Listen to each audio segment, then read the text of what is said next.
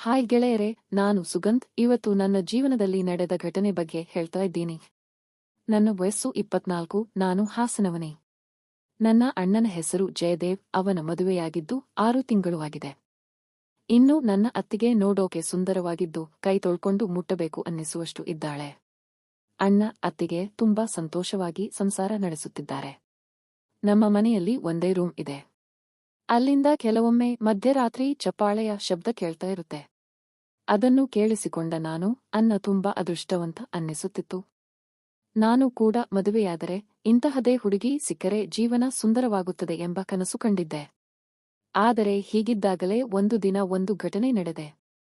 ಒಂದು ದಿನ ಅಣ್ಣ ಆಫೀಸಿಗೆ ಹೋಗಿ ಬರುವಾಗ ಅತ್ತಿಗೆಗೋಸ್ಕರ ಹೂವು ತಗೊಂಡು ಜೊತೆಗೆ ತರಕಾರಿ ತಗೊಂಡು ಬರ್ತಾ ಇದ್ದ ಈ ವೇಳೆಗೆ ಆತ ಬೇಕರಿಯಿಂದ ತಿನ್ನೋಕೆ ಏನಾದರೂ ತರೋಣ ಅಂತ ಗಾಡಿ ನಿಲ್ಲಿಸಲು ಹೋದಾಗ ಮೂರ್ಛೆ ಹೋಗಿ ಬಿದ್ದುಬಿಟ್ಟ. ಆಸ್ಪತ್ರೆಗೆ ಸೇರಿಸಿದರು. ಈ ಸುದ್ದಿಯನ್ನು ಕೇಳಿದ ಅತ್ತಿಗೆಗೆ ಹೃದಯವೇ ಒಡೆದು ಹೋದಂತಾಗಿ ತಲೆ ಸುತ್ತಿ ಕೆಳಗೆ ಬಿದ್ದಳು. ಆಗ ನಾನು ಅವಳಿಗೆ ನೀರು ಚಿಮುಕಿಸಿ ಎಬ್ಬಿಸಿ ಕೂರಿಸಿ ಧೈರ್ಯ ತಂದುಕೊಳ್ಳಿ ಅತ್ತಿಗೆ, ಅಣ್ಣನಿಗೆ ಏನೂ ಆಗಲ್ಲ ಅಂತ ಸಮಾಧಾನ ಮಾಡಲಾಗಿದ್ದೆ. ಆದರೆ ಅವರು ಅಳ್ತಾ ಇದ್ದರು. ಕೊನೆಗೆ ನಾನು ಪಕ್ಕದ ಮನೆಯಲ್ಲಿ ಆಂಟಿ ಜೊತೆಗೆ ಕೂತಿದ್ದ ಅಮ್ಮನಿಗೆ ಕರೆ ಮಾಡಿ ಹೇಳಿದಾಗ ಅವಳು ಜೋರಾಗಿ ಅಳತೊಡಗಿದಳು.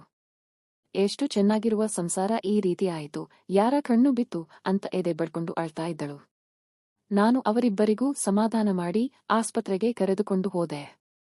ಅಲ್ಲಿ ನಾನು ಅಣ್ಣನನ್ನು ಚೆಕ್ ಮಾಡುತ್ತಿದ್ದ ಡಾಕ್ಟರ್ ಹತ್ತಿರ ಕೇಳಿದಾಗ ಅವರು ಬಿದ್ದಾಗ ತಲೆಗೆ ಪೆಟ್ಟಾಗಿ ಮಿದುಳಿನಲ್ಲಿ ರಕ್ತಸ್ರಾವ ಆಗಿದೆ. ಪರಿಸ್ಥಿತಿ ಸ್ವಲ್ಪ ಗಂಭೀರವಾಗಿದೆ. ನಮ್ಮ ಪ್ರಯತ್ನವನ್ನು ಮಾಡ್ತೇ ಇದ್ದೀವಿ. ಬದುಕಿದ್ರೂ ಸಹಜ ಸ್ಥಿತಿಗೆ ಬರುವುದು ಕಷ್ಟ. ಅವನು ತನ್ನ ಕೆಲಸ ತಾನೇ ಮಾಡಿಕೊಳ್ಳಲು ಆಗುವುದಿಲ್ಲ, ಯಾರಾದರೂ ಅವನೊಂದಿಗೆ ಇರುತ್ತಲೇ ಇರಬೇಕು ಅಂತ ಹೇಳಿದರು. ಅದನ್ನು ಕೇಳಿ ಅತ್ತಿಗೆ ಅಮ್ಮ ಬಿಕ್ಕಿ ಬಿಕ್ಕಿ ಅಳತೊಡಗಿದರು. ನನಗೂ ಕೂಡ ದಿಕ್ಕು ತೋಚದೆ ಸುಮ್ಮನಾಗಿದ್ದೆ. ಹೀಗೆ ಕೆಲವು ದಿನಗಳು ಕಳೆದವು. ಅಣ್ಣ ಹಾಸ್ಪಿಟಲ್ನಲ್ಲೇ ಹಾಸಿಕೊಂಡಿದ್ದರು. ಮನೆಯಲ್ಲಿ ಕೆಲವೊಮ್ಮೆ ನಾನು ಅತ್ತಿಗೆಯ ಜೊತೆಗೆ ಇದ್ದೆ. ಅತ್ತಿಗೆ ಮಾತ್ರ ಮನೆಯಲ್ಲಿದ್ದರೂ ಒಂಟರಾಗಿ ಸದಾಕಾಲ ಅಣ್ಣನ ಬಗ್ಗೆ ಚಿಂತೆ ಮಾಡುತ್ತಿದ್ದರು. ಅಮ್ಮ ಅಣ್ಣನ ಹತ್ತಿರ ಆಸ್ಪತ್ರೆಯಲ್ಲಿ ಇದ್ದು ನೋಡಿಕೊಳ್ಳುತ್ತಿದ್ದರು.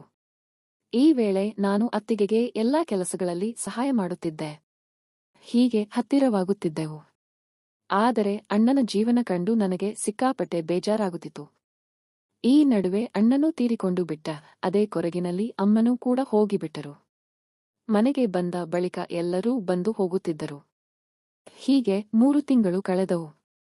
ಅತ್ತಿಗೆಗೆ ನಮ್ಮ ಸಂಬಂಧಿಕರು ಬೇರೆ ಮದುವೆ ಮಾಡಿಕೊಂಡು ಬಿಡು, ಇನ್ನೂ ಚಿಕ್ಕ ವಯಸ್ಸು, ಸುಮ್ಮನೆ ಯೌವನ ಹಾಳು ಮಾಡಿಕೊಳ್ಳಬೇಡ ಅಂತ ಹೇಳುತ್ತಿದ್ದರು.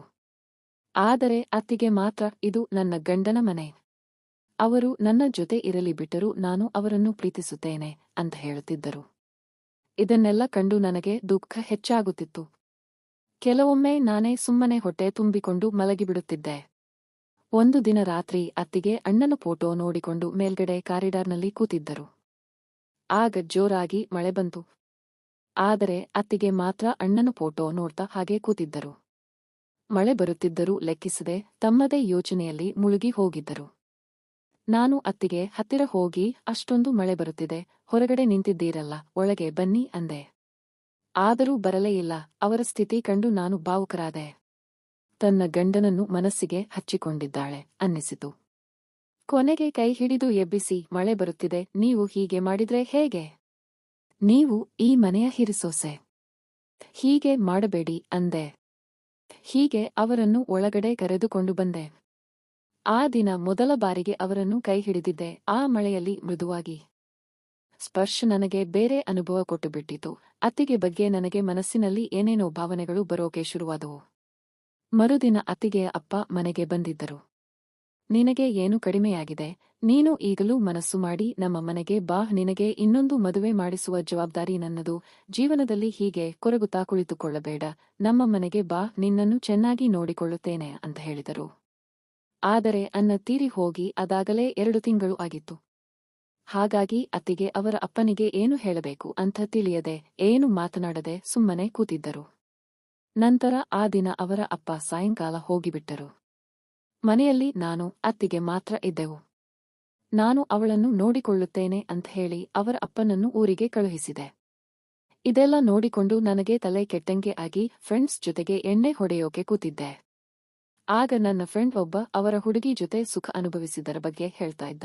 ನನಗೂ ವಯಸ್ಸು 24 ಅಲ್ವಾ, ಅದನ್ನ ಕೇಳಿ ಏನಾದರೂ ಮಾಡೋಕೆ ಒಂದು ಸಲ ಸುಖ ಅನುಭವಿಸಬೇಕು ಅಂತ ತೀರ್ಮಾನ ಮಾಡಿ ಅದೇ ವಿಚಾರದಲ್ಲಿ ಮನೆಗೆ ಹೊರಟೆ. ಕುಡಿದುಕೊಂಡು ಬಂದ ನನ್ನನ್ನು ಕಂಡ ಅತ್ತಿಗೆ, ಏನಿದು, ಕುಡಿದುಕೊಂಡು ಬಂದಿದ್ದೀಯಾ ಎಂದರು. ಹೇಳುವರು ಕೇಳುವರು ಯಾರೂ ಇಲ್ಲ, ನಿನಗೆ ನಾನಿನ್ನೂ ಬದುಕಿದ್ದೇನೆಯಾ ಅಂತ ಹೇಳಿದರು. ನಾನು ನಶೆಯಲ್ಲಿ ಕುಡಿದಿಲ್ಲ ಅಂತ ತೂರಾಡುತ್ತಾ ಮನೆಯೊಳಗೆ ಹೋಗಿ ಬಟ್ಟೆ ತೆಗೆಯುತ್ತಿದ್ದೆ. ಆಗ ಅತ್ತಿಗೆ, ಮನೆಯ ಪರಿಸ್ಥಿತಿ ಹೀಗಿರುವಾಗ ನೀನು ಈ ರೀತಿ ಕುಡಿದು ಬರುವುದು ಸರಿಯಲ್ಲ, ಇಂತಹ ಪರಿಸ್ಥಿತಿಯಲ್ಲಿ ನೀನು ಕುಡಿಯುವುದು ಎಷ್ಟು ಸರಿ ಅಂತ ಕೋಪದಿಂದ ಮಾತನಾಡಿದರು. ಕೊನೆಗೆ ನನಗೆ ಸಿಟ್ಟು ಬಂದು ಅತ್ತಿಗೆಗೆ, ನಾನು ಏನು ಮಾಡಲಿ ಹೇಳಿ, ನಿಮ್ಮ ಪರಿಸ್ಥಿತಿಯನ್ನು ಎಲ್ಲ ನೋಡಿಕೊಂಡು ನನಗೆ ತಲೆ ಕೆಟ್ಟಂತೆ ಆಗಿದೆ. ನನ್ನ ಕೈಯಿಂದ ಏನು ಮಾಡಲು ಆಗದೆ ಯೋಚನೆಯಲ್ಲಿ ನಾನು ಹೀಗೆ ಕುಡಿದು ಬಂದೆ, ದಯವಿಟ್ಟು ತಪ್ಪಾಗಿ ತಿಳಿದುಕೊಳ್ಳಬೇಡಿ ಅಂತ ಹೇಳುತ್ತಾ ಹತ್ತಿರ ಹೋಗಿಬಿಟ್ಟೆ. ಅತ್ತಿಗೆ ಹಿಂದೆ ಸರಿಯಲು ಯತ್ನಿಸಿದರು. ನಾನು ಅವರ ಕೈ ಹಿಡಿಯಲು ಹೋಗಿ ಕುಡಿದ ನಶೆಯಲ್ಲಿ ಸೆರಗು ಹಿಡಿದುಬಿಟ್ಟೆ. ಅಷ್ಟರಲ್ಲಿ ಅವರು ಹಿಂದೆ ಸರಿದರು. ಅವರ ಸೌಂದರ್ಯ ಕಂಡು ನನಗೆ ತಡೆದುಕೊಳ್ಳಲು ಆಗದೆ ನಶೆಯಲ್ಲಿ ಅವರನ್ನು ಗಟ್ಟಿಯಾಗಿ ಹಿಡಿದುಕೊಂಡೆ. ಆಕೆ ತಪ್ಪಿಸಿಕೊಳ್ಳಲಾಗದೆ ಕಂಗಾಲಾಗಿ ನನ್ನನ್ನೇ ನೋಡ್ತಿದ್ದರು. ನಾನು ಇನ್ನಷ್ಟು ಮುಂದುವರೆದು ಅವಳನ್ನು ತಬ್ಬಿಕೊಂಡಾಗ ಅತ್ತಿಗೆ ನನ್ನ ಕಪಾಳಕ್ಕೆ ಬಾರಿಸಿದರು. ನನಗೆ ಕೋಪ ಬಂದು ಅವಳ ಸೊಂಟವನ್ನು ಹಿಡಿದಾಗ ಅದೆಷ್ಟು ದಿನಗಳ ನಂತರ ಪುರುಷನ ಸ್ಪರ್ಶವಾದ ಅತ್ತಿಗೆ ಕಣ್ಣು ಮುಚ್ಚಿಕೊಂಡರು. ಕೊನೆಗೆ ಅವಳಿಗೆ ತಿಳಿಯದೆ ಆಕೆಯೇ ನನಗೆ ಸಂಪೂರ್ಣವಾಗಿ ಶರಣಾದರು. ಮೊದಲೇ ಸುಂದರಿಯಾಗಿದ್ದ ಅವಳು ನನ್ನ ಕೈಗೆ ಸಿಕ್ಕಿದ್ದೇ ತಡ, ನಾನು ನಶೆಯಲ್ಲಿ ಎಲ್ಲ ಮಾಡಿಬಿಟ್ಟೆ. ಅತ್ತಿಗೆ ಕೂಡ ಬೇರೆ ದಾರಿ ಕಾಣದೆ ಎಲ್ಲ ರೀತಿಯಲ್ಲೂ ಸಹಕರಿಸಿದರು. ಬೆಳಗ್ಗೆ ಎದ್ದು ನೋಡಿದಾಗ ನನಗೆ ಶಾಕಾಯಿತು. ಅತ್ತಿಗೆ ನನ್ನ ಪಕ್ಕದಲ್ಲಿ ಇದ್ದರು. ಆಗ ನಾನು ನಶೆಯಲ್ಲಿ ಏನು ಮಾಡಿಬಿಟ್ಟೆ ಎಂಬ ಭಾವನೆ ನನಗೆ ಕಾಡೋಕೆ ಶುರುವಾಯಿತು. ಅತ್ತಿಗೆ ಜೊತೆ ನಾನು ಮುಖಕ್ಕೆ ಮುಖ ಕೊಡದೆ ಸುಮ್ಮನಾಗಿದ್ದೆ. ಮನೆಯಲ್ಲಿ ಅಡುಗೆ ಮಾಡಿದರೂ ಕೂಡ ಹೊರಗಡೆ ಊಟ ಮಾಡಿಕೊಂಡು ಬರ್ತಿದ್ದೆ. ಅತ್ತಿಗೆ ಕೂಡ ತಮ್ಮ ಪಾಡಿಗೆ ಅವರು ಸುಮ್ಮನಿದ್ದರು. ಅವರು ನನಗೆ ಏನೂ ಎನ್ನಲಿಲ್ಲ, ಆದರೆ ನನಗೆ ಒಳಗೊಳಗೆ ಬೇಸರವಾಗಿತ್ತು. ಕೊನೆಗೆ ಹೀಗೆ 3-4 ದಿನ ಕಳೆದ ಮೇಲೆ ನಾನು ಅತ್ತಿಗೆಯನ್ನು ಕೂರಿಸಿಕೊಂಡು, ಅಯ್ಯೋ, ನಾನು ಯಾಕೆ ಹೀಗೆಲ್ಲ ಮಾಡಿದೆ, ನನ್ನನ್ನು ಕ್ಷಮಿಸಿ. ಕುಡಿದ ಮತ್ತಿನಲ್ಲಿ ನಾನು ಏನು ಮಾಡಿದೆ ಅಂತ ನನಗೆ ಗೊತ್ತಿಲ್ಲ ಅಂತ ಹೇಳಿದೆ. ಅದನ್ನು ಕೇಳಿದ ಅತ್ತಿಗೆ, ಅಯ್ಯೋ, ಏನಾಯ್ತು, ಈಗ ಯಾಕೆ ಈ ರೀತಿ ಮಾತನಾಡುತ್ತಿದ್ದೀಯಾ ಎಂದರು. ನಾನು ಕ್ಷಮೆ ಕೋರಿದಾಗ ಅವರು, ಆಗಿದ್ದು ಆಗಿ ಹೋಯಿತು. ನಿನಗೆ ಬೇಕಾದಾಗ ಬಾ, ಎಲ್ಲವನ್ನೂ ಕೊಡ್ತೀನಿ. ಆದರೆ ಮುಂದಿನ ಸಲ ಬರುವಾಗ ಹೆಲ್ಮೆಟ್ ತಗೊಂಡು ಬಾ, ಇಲ್ಲ ಅಂದ್ರೆ ನನಗೆ ತೊಂದರೆ ಆಗುತ್ತೆ ಎಂದರು.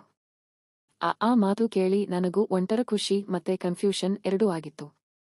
ನಂತರ ನನಗೆ ಅನಿಸಿದ್ದು ಏನು ಅಂದರೆ, ಅತ್ತಿಗೆಗೂ ಸುಖ ಬೇಕಾಗಿತ್ತು. ಆದರೆ ಆಕೆಗೆ ಅದನ್ನು ಹೇಳಿಕೊಳ್ಳಲು ಆಗುತ್ತಿರಲಿಲ್ಲ. ಹಾಗಾಗಿ ಅವಳು ಅವಾಗ ಬಿಟ್ಟುಕೊಂಡಿದ್ದರು. ನಾನು ಸಿಕ್ಕಿದ್ದು ಅವರಿಗೆ ಬಂಪರ್ ಲಾಟರಿಯಂತೆ ಆಗಿತ್ತು. ನೋಡಿದ್ರಲ್ಲ ಗೆಳೆಯರೇ, ನಿಜ ಜೀವನದಲ್ಲಿ ನಡೆಯದಂತಹ ಕಾಲ್ಪನಿಕ ಕತೆ ಇದು.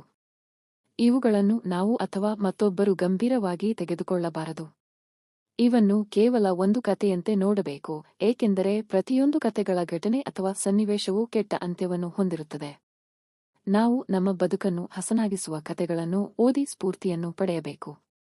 ಇಂತಹ ಕಾಲ್ಪನಿಕ ಘಟನೆ ಕಥೆಗಳಂತೆ ನಿಜ ಜೀವನದಲ್ಲಿ ಮಾಡಿದರೆ ಜೀವ ಮತ್ತು ಜೀವನಕ್ಕೆ ತೊಂದರೆಯಾಗುತ್ತದೆ. ಹಾಗಾಗಿ ಇವುಗಳಿಗೆ ಪ್ರಾಮುಖ್ಯತೆ ಕೊಡದೆ ಎಂದಿಗೂ ಯಾವುದೇ ತಪ್ಪು ನಡೆಯದಂತೆ ಎಚ್ಚರಿಕೆ ವಹಿಸಿ ಉತ್ತಮ ಜೀವನ ಸಾಗಿಸಬೇಕು. ನಾವು ಇಂತಹ ಕಾಲ್ಪನಿಕ ಕಥೆಗಳನ್ನು ಸ್ಫೂರ್ತಿಯಾಗಿ ತೆಗೆದುಕೊಳ್ಳಬಾರದು. ಜೊತೆಗೆ ನಾವು ಎಲ್ಲರೂ ಸಮಾಜದಲ್ಲಿ ನ್ಯಾಯಯುತವಾಗಿ ಜೀವನ ನಡೆಸಿ ಸಮಾಜದ ರೀತಿನೀತಿಗಳಿಗೆ ಒಳಪಟ್ಟು ಸಭ್ಯಸ್ಥರಾಗಿ ಒಳ್ಳೆಯವರಾಗಿ ಜೀವನ ಸಾಗಿಸಬೇಕು. ಇನ್ನು ಯಾರೂ ಕೂಡ ಈ ತರಹ ಮಾಡಬಾರದು, ಇವೆಲ್ಲ ತಪ್ಪು. ಇವುಗಳನ್ನು ಮಾಡಬಾರದು ಗೆಳೆಯರೇ.